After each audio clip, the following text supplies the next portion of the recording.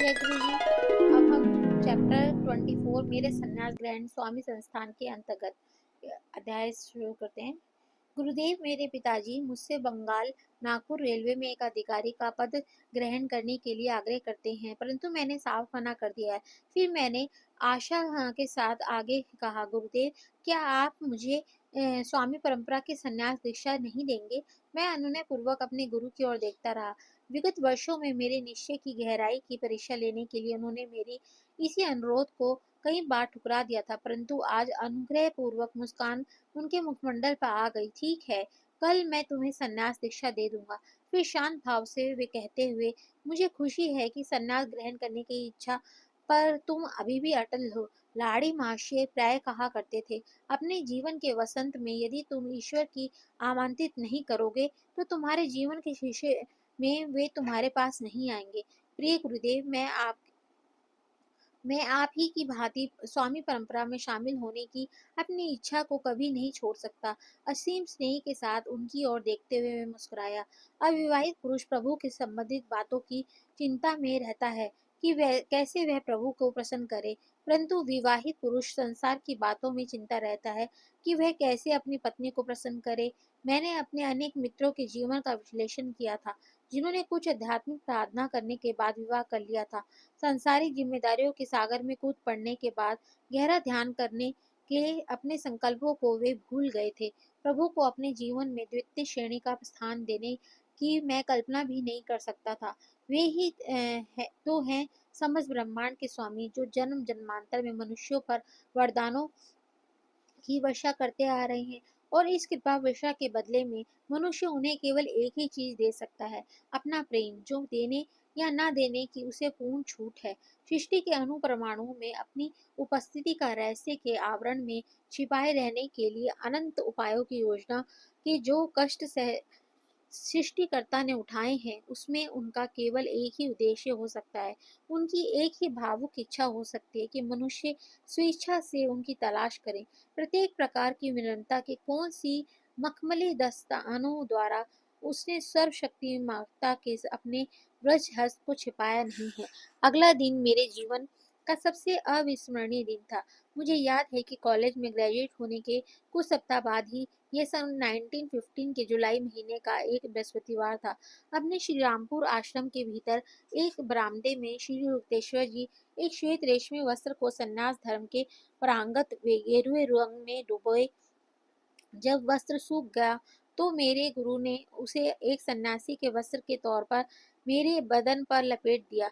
किसी दिन तुम पश्चिम में जाओगे, जहाँ रेशमी वस्त्रों का पसंद किया जाता है, उन्होंने कहा। उसी के प्रतीक स्वरूप मैंने तुम्हारे लिए परंपरागत सूती वस्त्र के स्थान पर यह रेशमी वस्त्र चुना है। भारत में जहाँ सन्यासी अपरिग्रह वृत्ति का व्रत लेते हैं, रेशमी वस्त्र धारण किया हुआ स्वामी शायद ही कभी दिखाई देगा, परंतु अनेक योगी रेशमी वस्त्र पहनते हैं, क्योंकि रेशमी वस्त्र शरीर के कुछ सूक्ष्म प्रभावों को सूती वस्त्रों की अपेक्षा अधिक अच्छी तरह से रोक कर रखते हैं। मुझे अनुष्ठान संस्कार आदि के कर्मकांड में कोई रुचि नहीं, श्री युक्तेश्वर जी ने कहा। मैं तुम्हें विद्वत पद्धति से संन्यास दीक्षा दूंगा। विविधिक्षा या संन्यास का आदोपांत अनुष्ठान संस्कार युग दीक्षा में एक हवन विधि भी होती है, जिसमें प्रतीकात्मक अंत्योष्टि क्रियाकर्म श्राद्ध आदि किया जाता है। दीक्षा देने के लिए शिष्य के स्थूल देह को मृत एवं ज्ञान अग्नि में भस्मीभूत माना जाता है। तत्पश्चात नव दीक्षित सन्यासी को एक महाकाव्य दिया जाता है, जैसे अध्यात्म ब्रह्म अथवा तत्वमसि अथवा अहम ब्रह्मास्मि। परंतु सादगी प्रेमी श्री युक्तेश्वर ने सभी औपचारिक विधियों को छोड़ दिया और मुझे केवल एक नया नाम चुनने को कहा। नाम चुनने का अधिकार मैं तुम्हें ही देता हूँ, उन्होंने मुस्कुराते हुए कहा। योगानंद, मैंने एक पल सोचने के बाद कहा, इस नाम का अर्थ है ईश्वर के साथ मिलन, योग द्वारा आनंद। तभी से उनका नाम योगानंद हुआ। तथास्तु, तुम्हारे पारिवारिक नाम मुकुंद लाल घोष को छोड़कर अब मैं तुम्हें स्वामी परंपरा की गिरी शाखा के योगानंद कहलाओगे। श्री युक्तेश्वर के चरणों में सिर नवाते हुए जब प्रथम बार उन्हें मुंह में मैंने अपना नया नाम सुना, तो मेरा हृदय कृतज्ञता से भर उठा। कितने प्रेम पूर्वक उन्होंने अथक परिश्रम किया था ताकि बालक मुकुंद एक दिन स्वामी योगानंद के में परिणित हो सके। मैं आहत होकर श्री शंकराचार्य के एक लंबे स्रोत के कुछ श्लोकों गाने लगा। मनोबुद्ध है अहंकार चितानि नाहम न च इच्छोते जे न च घ्राणे त्रे न च व्योम भूमिणे तेजो न वायु चिदानंद स्वरूपम शिवोहम शिवोहम न मृत्युम शंका में जाति भेद पिता नेव न नेव माता न जन्म न बंधु मित्रम गुरु नेव शिष्यम चिदानंद स्वरूप शिवोहम शिवोहम अहम निर्विकल्पो निराकार रूपो विभुत्व सर्वत्र सर्वेद्र प्रणाम न चासंगत नेव मुक्ति बंधा चिदानंद शिवोहम शिवोहम। प्रत्येक स्वामी भारत में अनंत काल में सम्मानित संन्यास परंपरा में संबंध रखता है।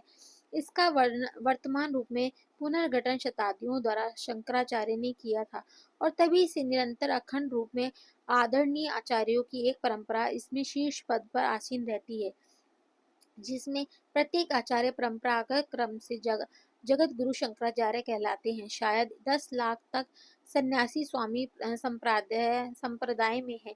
इस संप्रदाय में प्रविष्ट होने के लिए एक शर्त यही होती है कि उन्हें किसी भी ऐसे पुरुष से दीक्षा लेनी पड़ती है जो स्वयं स्वामी हो। इस प्रकार स्वामी संप्रदाय के सभी सन्यासी एक ही गुरु आदि मतलब प्रथम शंकराचार्य से जुड़े हुए होते हैं।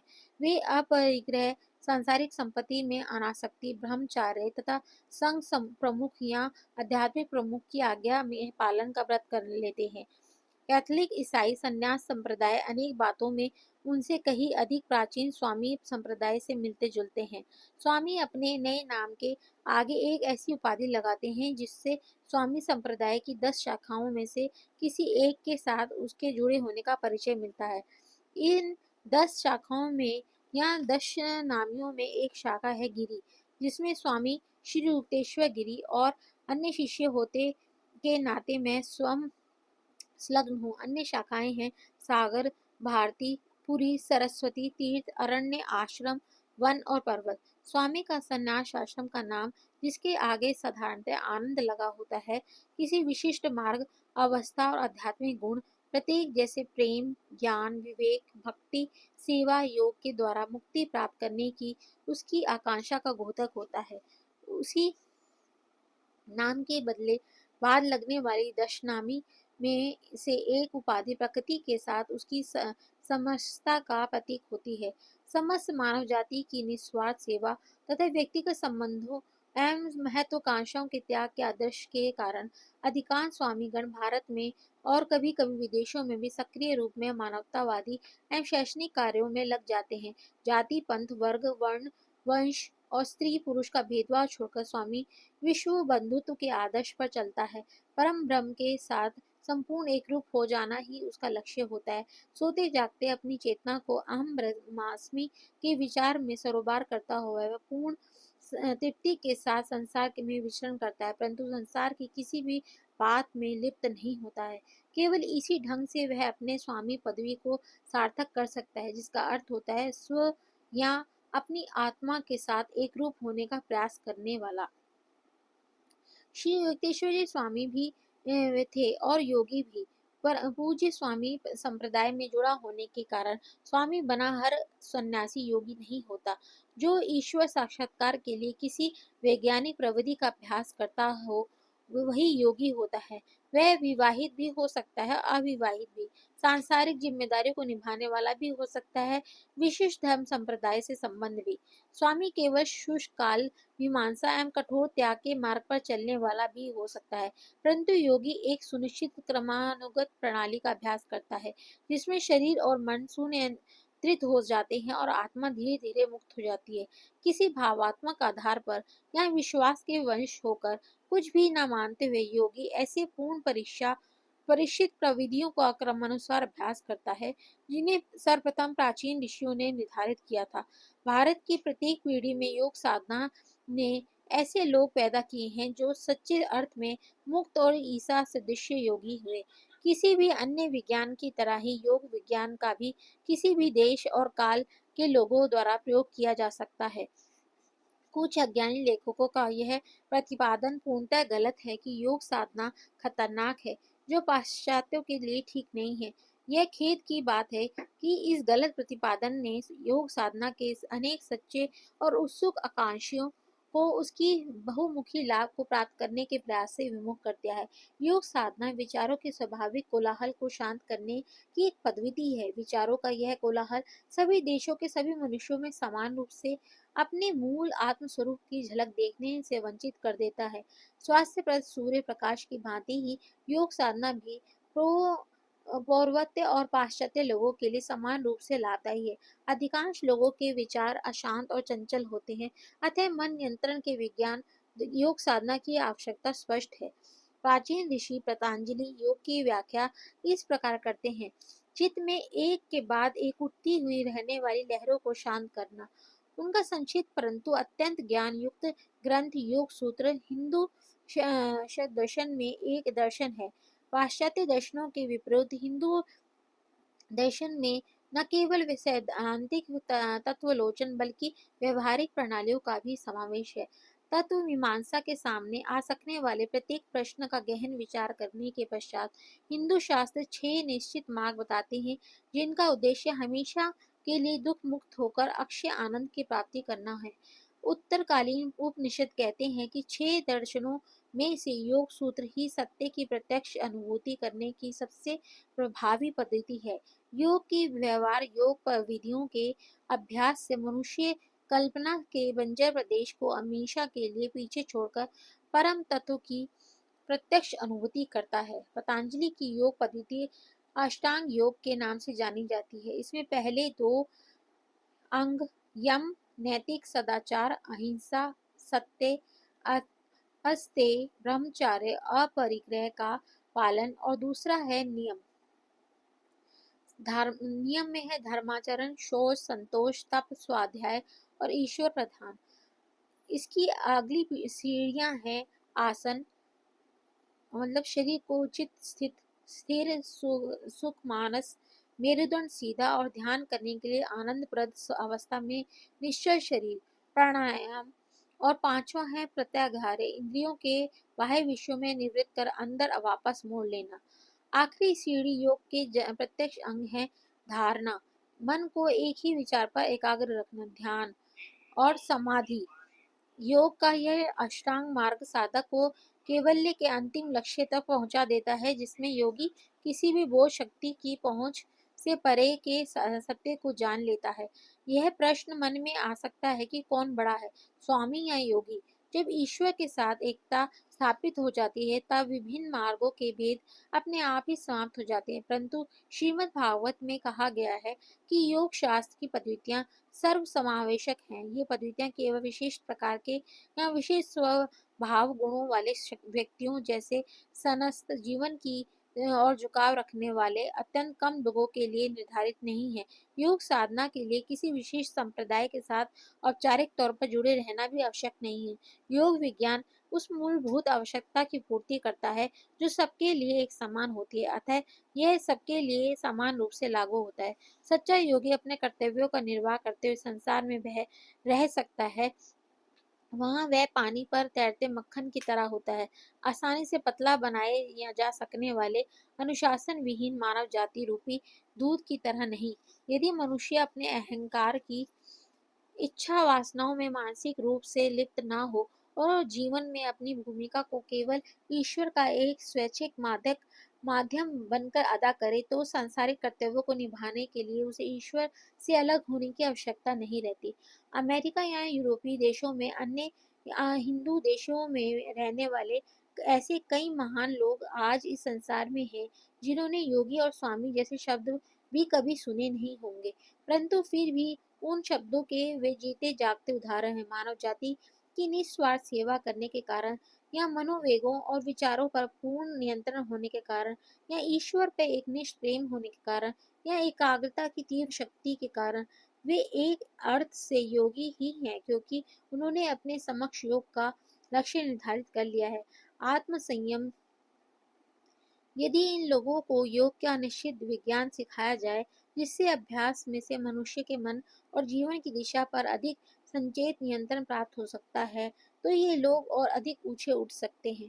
कुछ पाश्चात्य लेखकों ने योग शास्त्र के बारे में ऊपरी तौर पर गलत धारणा बना ली, परंतु इन लोगों ने कभी भी योग का अभ्यास करके नहीं देखा। योग के समान में प्रकट किए गए अनेक विचारशील वक्तव्यों में से यहाँ स्विट्जरलैंड के प्रख्यात मानव शास्त्री डॉक्टर सी जी के युग के विचार उल्लेख करने योग्य हैं। डॉक्टर यू लिखते हैं, जब कोई साधना प्रणाली अपने को वैज्ञानिक पद्धति कहकर प्रस्तुत करती है, तो पश्चिम में अनुयायी मिलने के प्रति यह निश्चित हो सकता है योग साधना इस पर खरी उतरती है। नवीनता के आकर्षण और आधी समझी गई बात के प्रति होने वाली जिज्ञासा के अतिरिक्त भी योग की अनेक अनुयायी मिल सकते हैं। एक के सकने के अच्छे खासे कारण हैं। योग नियंत्रित अनुभूतियों की संभावना प्रस्तुत करता है और इस प्रकार तथ्यों के विज्ञान निष्ठ आवश्यकता की पूर्ति करता है, और इसके अलावा उसकी व्यापकता और गहराई, उसकी श्रद्धा संपन्न आयु, उसका सिद्धांत और पद्धति जिसमें जीवन की हर अवस्था का समावेश है। इन सब के कारण योग स्वप्न प्रतीत संभावनाओं का अवसर प्रदान करता है। प्रत्येक धार्मिक और दार्शनिक साधना में मनोवैज्ञानिक अनुशासन या मानसिक आरोग्य प्रणाली होती है। योग की विशुद्ध शारीरिक बहुविध पद्धतियों में शारीरिक आरोग्य भी शामिल है, जो साधारण व्यायामों और श्वास व्यायामों में से कहीं अधिक श्रेष्ठ है, क्योंकि ये न केवल शारीरिक और वैज्ञानिक है बल्कि आध्यात्मिक भी है। शरीर के अंगों को व्यायाम करने के साथ साथ उसके साधक उन्हें पूर्ण रूप से आत्मा के साथ एकाग्र करता है, जैसा कि उदाहरण के लिए प्राणायाम में होता है। प्राण श्वास भी है और ब्रह्मांड की सक्रिय शक्ति भी है। जिन धारणाओं पर योग आधारित है, उन धारणाओं के ज्ञान के बिना योग साधना विशेष प्रभावकारी नहीं होगी। यह साधना शारीरिक और आध्यात्मिक पहलुओं में असामान्य रीति से सामंजस्य स्थापित कर देती है। पूर्व में जहाँ से संकल्पनाएं और पद्धतियां विकसित हुई हैं और जहां हजारों वर्षों की अखंड परंपरा में आध्यात्मिक नींव तैयार कर दी गई है, मुझे पूर्ण विश्वास है कि योग शरीर और मन दोनों को इस प्रकार एकीभूत कर देने की सर्वांगपूर्ण समुचित पद्धति ही है कि उसके बारे में कोई शंका ही नहीं रहती। शरीर की मन की यह एक रूपता एक ऐसी मनोवैज्ञानिक अवस्था उत्पन्न करती है कि उस अवस्था में अतीन्द्रिय अनुभूति संभव हो जाती है। पश्चिम में भी वह दिन अब निकट आ रहा है जब आत्म संयम के आंतरिक विज्ञान की उतनी ही आवश्यकता महसूस होती है जितनी कि ब्रह्म प्रकृति पर विजय की। जब वैज्ञानिक दृष्टि से निर्वेद रूप में सिद्ध हुए इस सत्य के साथ कि धन पदार्थ वास्तव में कुछ न होकर केवल ऊर्जा शक्ति का घनीभूत रूप है, उस आणविक युग में मनुष्य का मन अधिक संयमी और विस्तृत होगा। पत्थरों और धातुओं में निहित शक्तियों से कहीं अधिक महान शक्तियों का मानवीय मन अपने अंदर उन्मुक्त कर सकता है, और उसे करना चाहिए, ताकि कभी कहीं अभी अभी बंधन मुक्त हुआ पदार्थ आणविक राक्षस पलटकर जगत का विवेकहीन विनाश न कर दे। अणुबम के विषय में मानव जाति की चिंता का एक अप्रत्यक्ष लाभ यह होता है कि योग विज्ञान में लोगों की व्यवहारिक रुचि बढ़ जाएगी, जो सच्चे अर्थ में बम से रक्षा का आश्रम स्थान है। जय गुरु जी। अब ये अध्याय आज समाप्त हुआ। नेक्स्ट चैप्टर भाई अनंत एवं बहन नलिनी के बारे में हम अगले चैप्टर में जल्दी से ही लेके आऊँगी। तब तक के लिए नमस्कार। जय गुरु जी। आप ये सुनते रहिएगा, जो कि हम योगी जी की जीवन ऑटोबायोग्राफी ऑफ योगी पढ़ रहे हैं। ये गुरु जी के आगे से पढ़ रहे हैं, और गुरु जी कहते हैं कि पढ़ने वाले का भी भला होता है, सुनने वाले का भी भला होता है। गुरु जी की ब्लेसिंग्स आपको हमेशा मिलती ही रहे, ऐसी मैं प्रार्थना करती हूँ। और गुरु जी की कृपा से मैं नेक्स्ट चैप्टर जल्दी से आपको सुनाऊँ, ये विनती करती हूँ। चैनल को सब्सक्राइब करना, लाइक और शेयर कमेंट करना ज़रूर कीजिएगा। जय गुरु जी।